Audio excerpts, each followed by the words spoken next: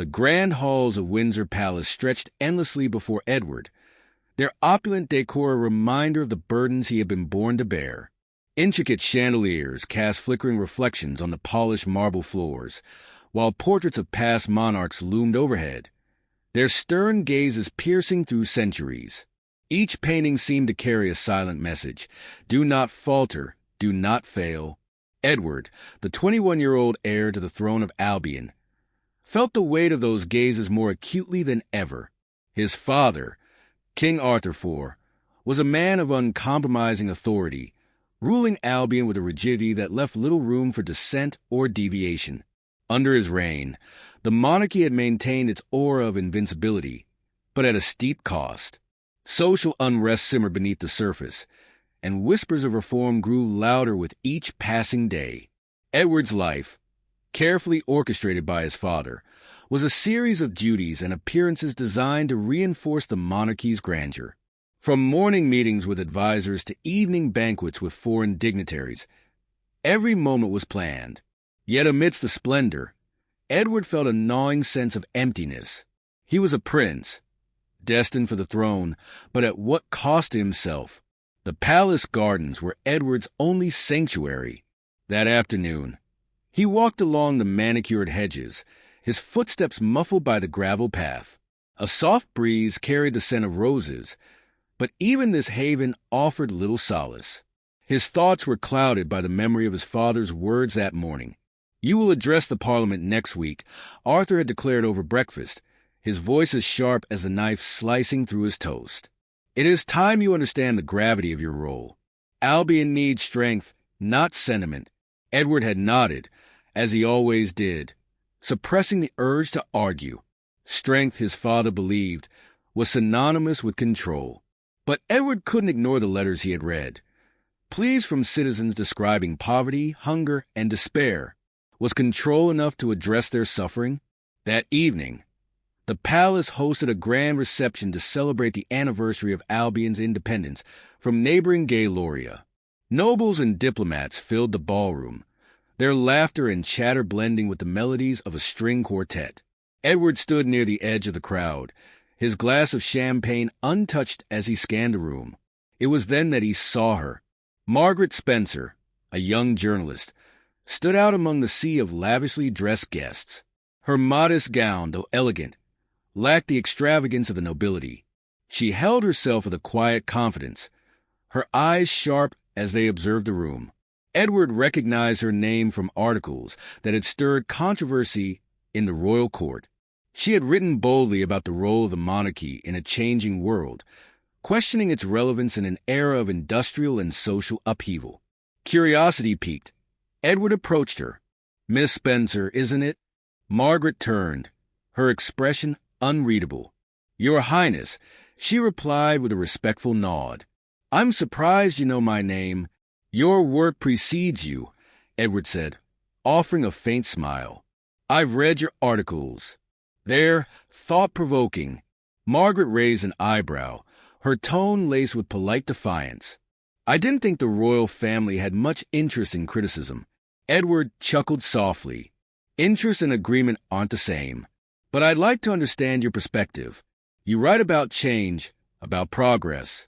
What do you believe Albion needs most?"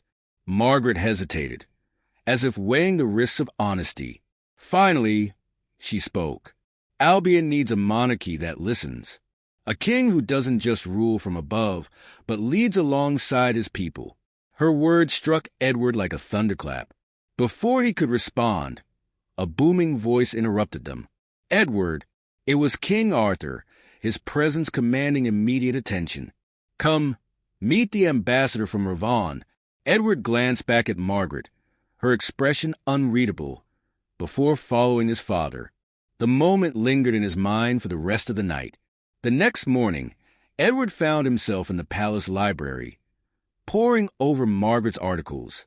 Her words echoed the concerns he had long harbored but never dared voice. She spoke of a monarchy that embraced reform, a vision of leadership rooted in compassion rather than control. For the first time, Edward felt the stirrings of rebellion. He was no longer content to be a silent heir, a figurehead molded by his father's expectations. Yet the path forward was unclear.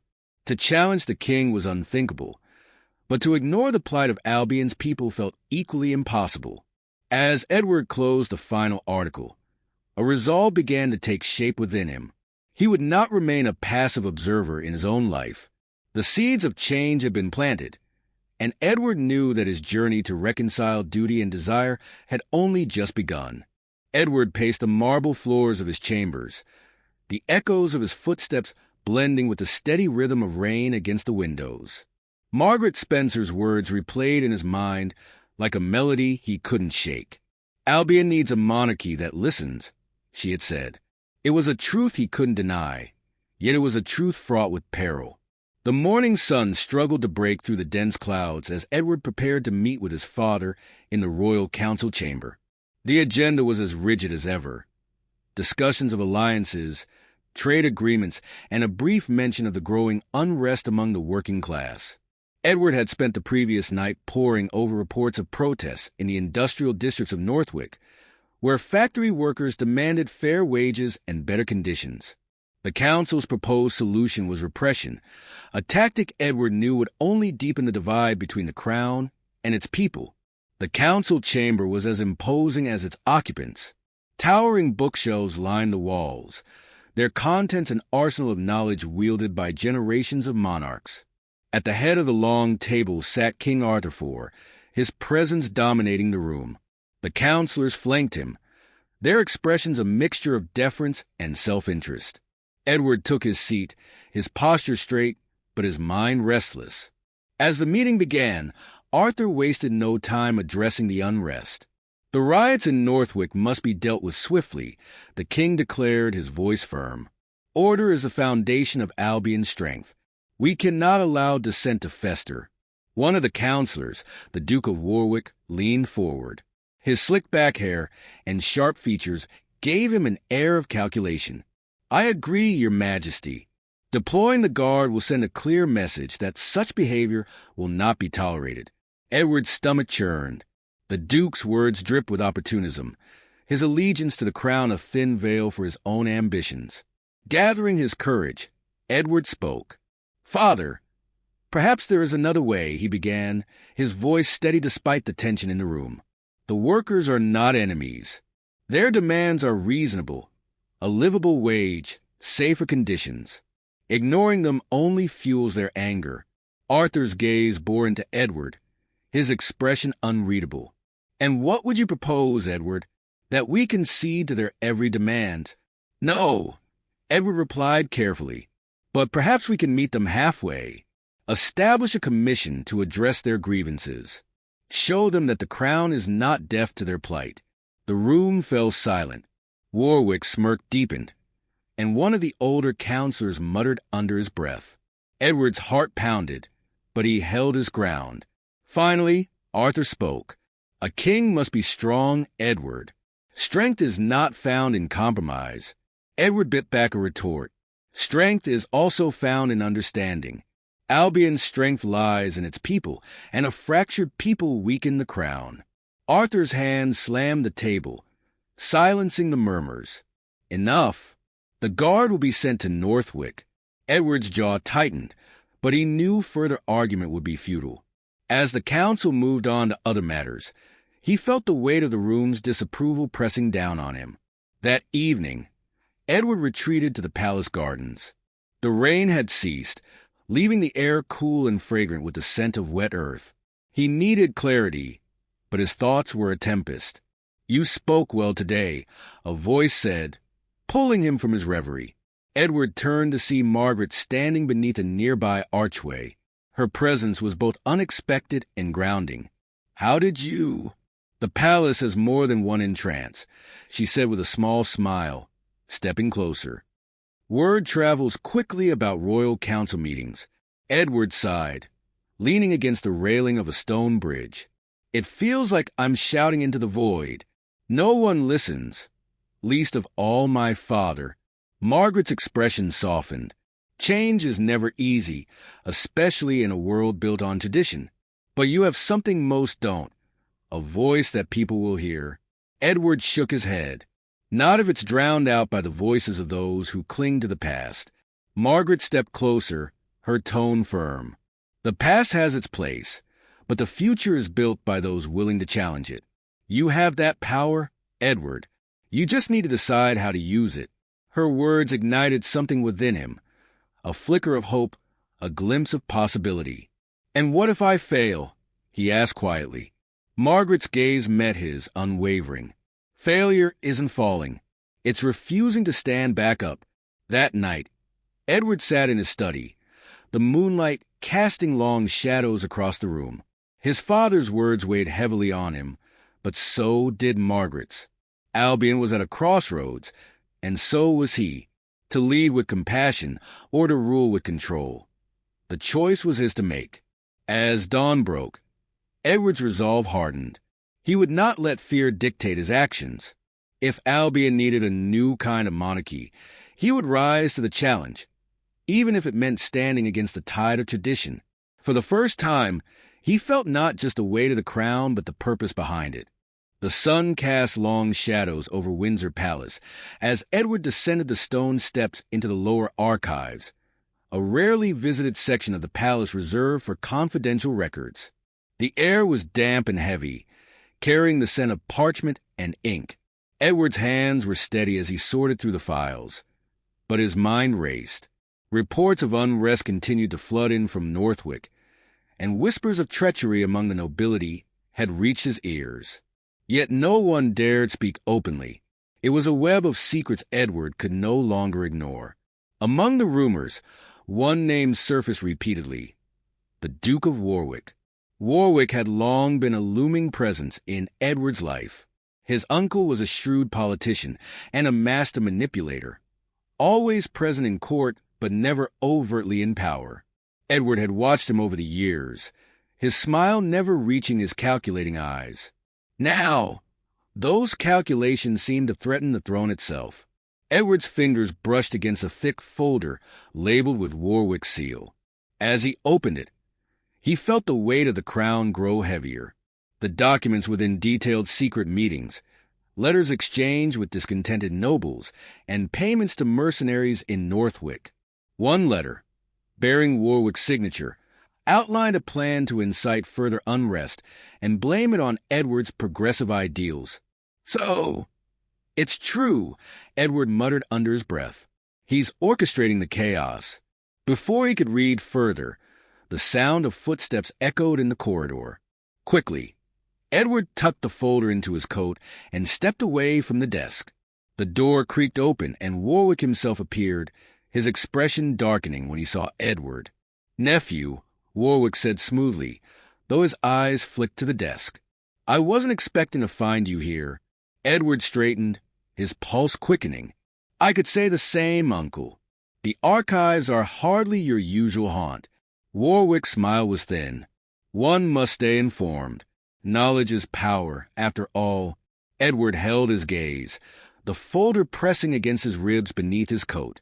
Indeed, later that evening, Edward sat in his chambers, the incriminating documents spread out before him.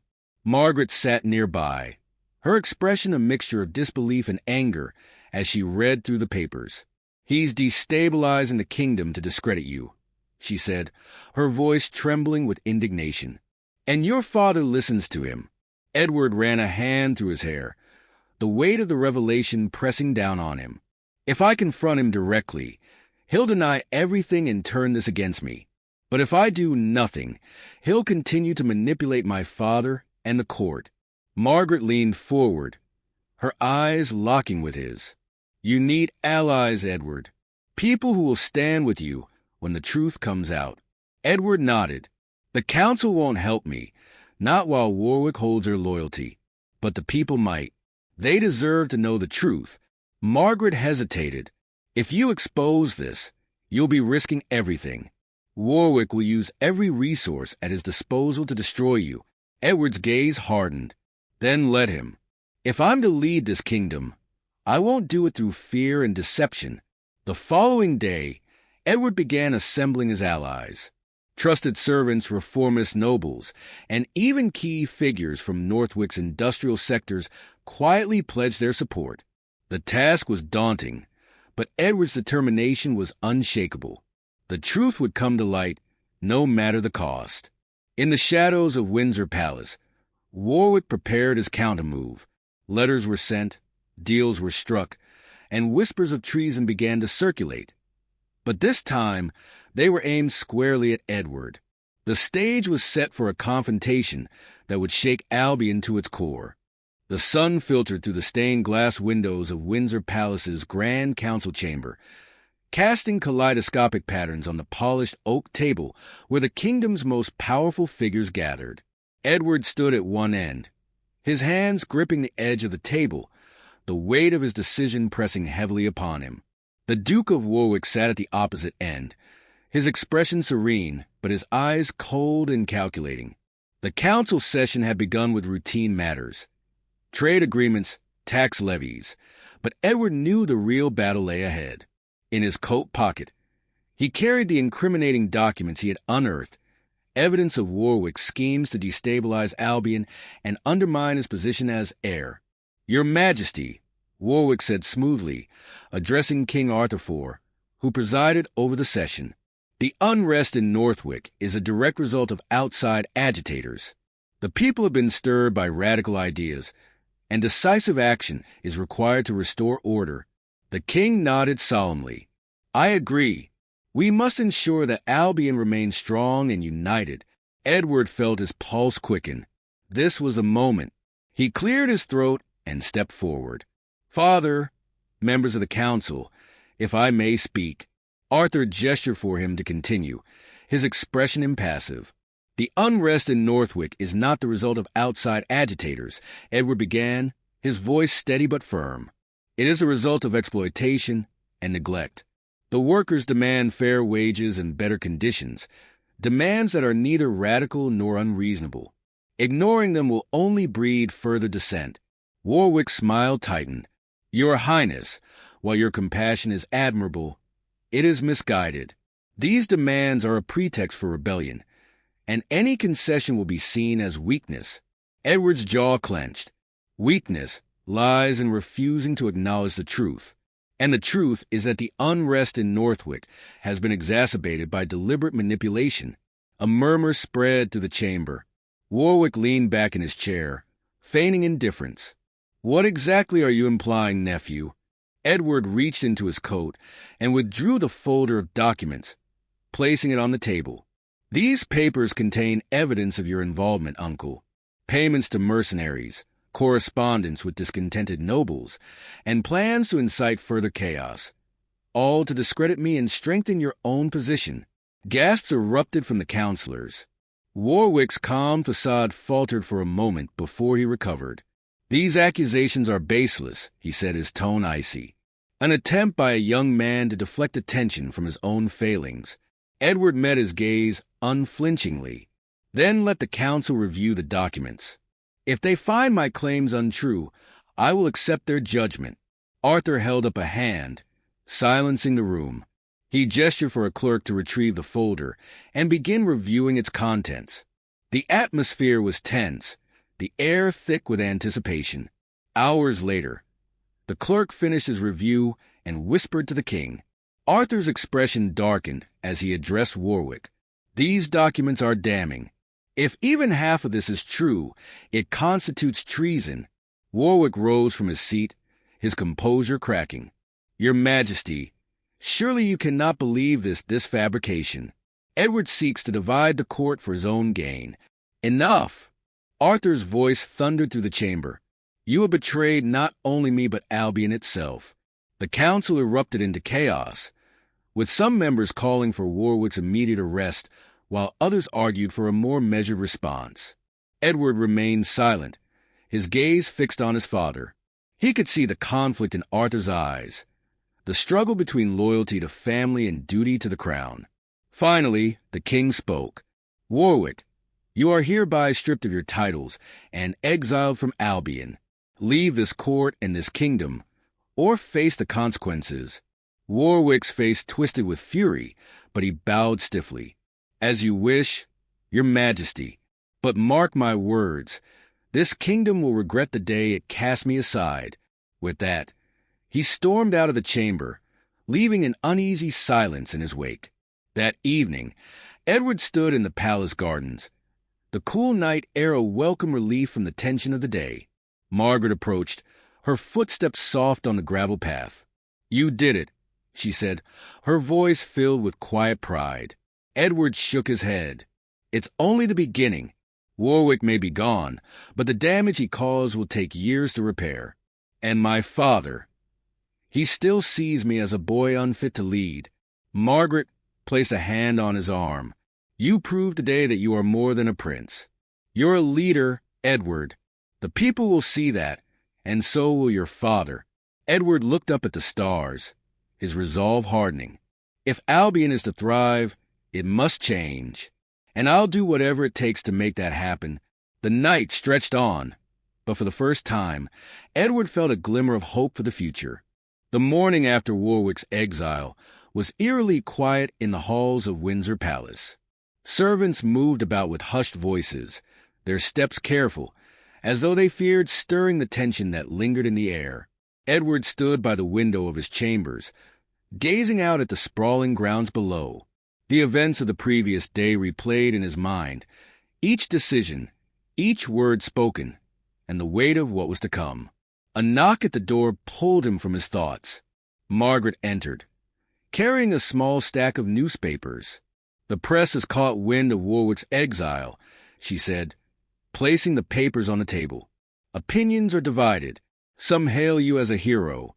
Others question your motives." Edward scanned the headlines, his jaw tightening. The court may have banished Warwick, but his influence lingers. He's sown enough doubt to last a lifetime. Margaret stepped closer, her expression resolute. "Doubt can be countered with action. The people are watching, Edward. If you want their trust, you must earn it." Edward nodded. "Then I'll give them something to believe in." Later that day, Edward called a meeting with key allies in the royal court. Reformist nobles, trusted advisors, and representatives from the industrial districts gathered in a private chamber. The room buzzed with tension, but Edward's presence commanded attention. "Albion is at a crossroads," Edward began, his voice steady. "For too long, the monarchy has clung to tradition while ignoring the voices of its people. That ends now. If we are to survive, we must adapt. We must lead with compassion and strength." The group listened intently as Edward outlined his vision: a constitutional monarchy with greater parliamentary power, protections for workers' rights, and initiatives to bridge the growing divide between the classes. Margaret stood at his side, adding her insights and emphasizing the importance of transparency. One noble, Lord Harrington, raised a hand.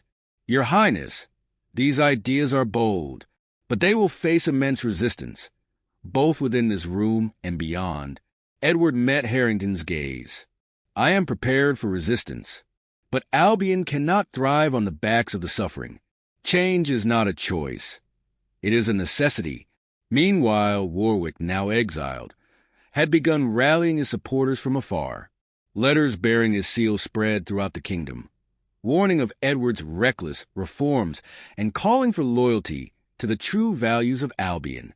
Some nobles quietly pledged allegiance to Warwick, believing he might yet return to reclaim his influence. Edward was not blind to these threats. His spies reported movements in the northern provinces, where Warwick's sympathizers were gathering strength. The divide within the kingdom grew starker by the day, and Edward knew the time for action was at hand.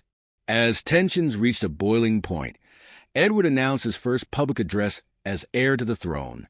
The speech was to take place in Northwick, the heart of the industrial unrest. It was a calculated risk, one that could either cement his position as a leader of the people or expose him to danger. The day of the speech arrived, and the streets of Northwick were alive with anticipation. Workers, merchants, and townsfolk gathered in the main square, their faces a mixture of hope and skepticism. Edward stood on a raised platform, Margaret at his side, her presence a steadying force. He took a deep breath and began. "Citizens of Albion, I stand before you not as a prince bound by tradition, but as a servant of this kingdom, determined to see it flourish. His words carried over the crowd, resonating with their struggles and aspirations. He spoke of his plans for reform, his vision for a fairer Albion, and his commitment to bridging the divide between the crown and its people. "This kingdom belongs to all of us," Edward declared. "And together, we will build a future that honors the past while embracing progress." The crowd erupted into applause, their cheers echoing through the square. Edward felt a surge of hope, but he knew this was only the beginning. Behind the applause, the shadows of Warwick's influence still loomed, and the road ahead would be fraught with challenges. That night, Edward and Margaret returned to Windsor Palace, exhausted but determined. "You've inspired them," Margaret said as they walked through the gardens. "But inspiration must be followed by action." Edward nodded. "And it will be. Albion's future depends on it." The stars overhead seemed to shine brighter, as though the kingdom itself recognized the dawn of a new era. Edward knew the battles ahead would test his resolve, but he was ready to face them. For the people of Albion and the legacy he was determined to redefine. Years had passed since Edward's pivotal speech in Northwick. Albion was no longer a kingdom divided, but a realm that had embraced transformation. The halls of Windsor Palace, once filled with echoes of rigid tradition, now buzzed with the energy of progress and renewal. Edward, now King Edward V, stood in the palace's great hall, observing the portraits of past monarchs.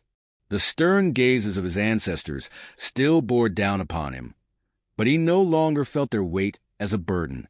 Instead, they served as a reminder of how far the kingdom had come and the legacy he was crafting for the future. Margaret entered the hall, her presence as steady and inspiring as ever. "The delegates are ready for you," she said with a warm smile. Edward turned to her, gratitude flickering in his eyes. She had been his rock through every battle, every reform, every triumph. "Thank you," he replied, "for everything." Margaret tilted her head, teasing. "Flattery doesn't suit you, Your Majesty." Edward chuckled. "And yet it always works on you." The meeting with the parliamentary delegates was a testament to how Albion had evolved. The once unyielding monarchy now shared power with elected representatives. Discussions centered on education reforms, public health initiatives, and strategies to support the growing industrial workforce. Edward listened intently, contributing where necessary, but trusting the voices of those who had earned their places at the table.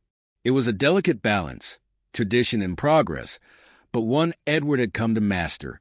Margaret often reminded him that leadership was not about control, but about fostering trust and collaboration. It was advice he had carried into every decision he made as king. Outside the palace, the streets of Albion bustled with life. Markets flourished, schools brimmed with eager students, and workers moved with a sense of purpose.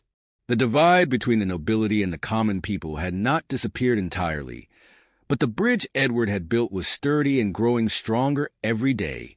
One of Edward's greatest reforms had been the establishment of a public council, a body where representatives from all walks of life could voice their concerns and propose solutions. Margaret often attended the council meetings, her insight invaluable in navigating the complexities of governance. "Do you ever miss it?" she asked one evening as they walked through the palace gardens. "Miss what?" Edward replied. "The simplicity of not carrying the weight of a kingdom on your shoulders." Edward paused, considering her words. "There are days when it feels overwhelming," he admitted. "But then I see the children playing in the streets, the laughter in the markets, the hope in people's eyes. And I remember why we chose this path." Margaret smiled. "You've given them something they thought they'd lost, a future." As the years passed, Edward's legacy solidified. He became known as the People's King, a ruler who had bridged the gap between tradition and modernity. His reign was not without its challenges. Economic crises, political opposition, and even attempts by Warwick's old allies to disrupt his progress. But Edward faced each obstacle with the same resolve that had guided him in his youth. Margaret became more than a partner. She was a symbol of the kingdom's progress. Her background as a journalist and advocate for the people made her a beloved figure, and together, They represented a new era for Albion. One crisp autumn morning, Edward stood on a balcony overlooking the palace gardens. Below, his children played, their laughter ringing out like a melody. Margaret joined him, wrapping her arm around his. "Do you think they'll understand?" Edward asked, gesturing to the children. "Understand what?" Margaret replied, "The choices we made, the sacrifices, the risks." Margaret looked at him, her gaze unwavering. "They'll understand because they'll live it. They'll inherit a kingdom that values its people, its history, and its future. That's the greatest gift we could give them." Edward nodded, a sense of peace washing over him. For the first time in years, he allowed himself to simply be present, to enjoy the laughter of his children, the warmth of Margaret's embrace, and the knowledge that Albion was stronger than it had ever been. "The true legacy of a king," he said softly, "is not the crown he wears, but the world he leaves behind." And with that, Edward turned his gaze to the horizon, where the sun rose over a kingdom reborn, a realm that honored its past while boldly stepping into the future.